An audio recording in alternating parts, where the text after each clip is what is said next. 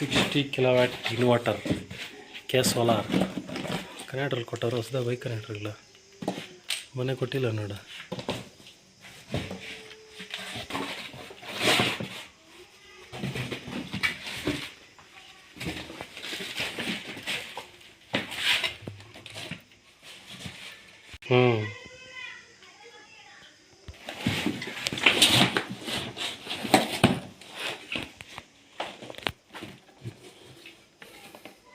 ಬ್ಯಾಗೇನು ಬೇಡ, ಬೇಕು ಅಲ್ಲಿ ಇಟ್ಕೊಳ್ಳೋಣ.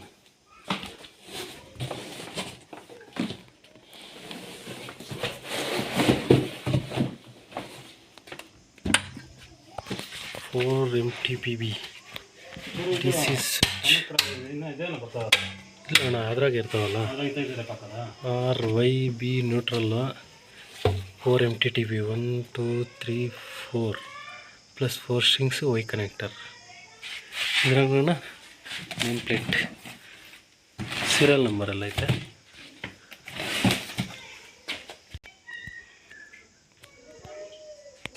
$11,000 DC ನ 1100 volts DC 30 amps 250 volts DC upper 200 to 1000 volts DC 60 kilowatts K solar KSY 60 kilowatt G03